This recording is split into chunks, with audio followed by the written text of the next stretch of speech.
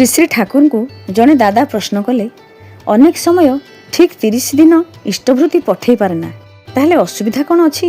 ଶ୍ରୀ ଶ୍ରୀ ଠାକୁର କହୁଛନ୍ତି, ନିତ୍ୟାନ୍ତ ଅସକ୍ତ ନ ହେଲେ ଠିକ୍ ଦିନ ହିଁ ପଠାଇବାକୁ ହୁଏ।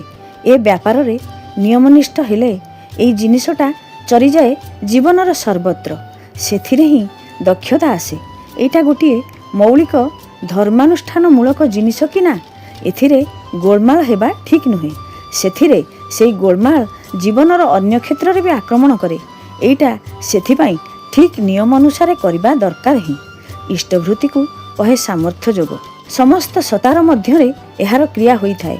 ଏଇ ଟିକକ କରେ ବୋଲି ମଣିଷ ଅନେକଟା ରକ୍ଷା ପାଇଯାଏ। କାରଣ ଏଇ କରିବାର ଫଳରେ ତାର ଭିତରେ ଗୋଟିଏ ଶକ୍ତି ସଞ୍ଚିତ ହୁଏ, ଯାହା ତାକୁ ବିପଦ କାଳରେ ରକ୍ଷା କରେ। ମୁଁ କହେ, କୌଣସି ପ୍ରତ୍ୟାଶା ରଖନା, ଭଲ ପାଇ କରିଯାଅ। ନିଜର ସୁବିଧାର କଥା, ସ୍ୱାର୍ଥର କଥା ଭାବ ହିଁ ନାହିଁ। ଇଷ୍ଟ ହିଁ ତୁମର ଏକମାତ୍ର ସ୍ୱାର୍ଥ ହୁଅନ୍ତୁ। ଆଲୋଚନା ପ୍ରସଙ୍ଗ 12 ଖଣ୍ଡ। ଜୟ ଗୁରୁ।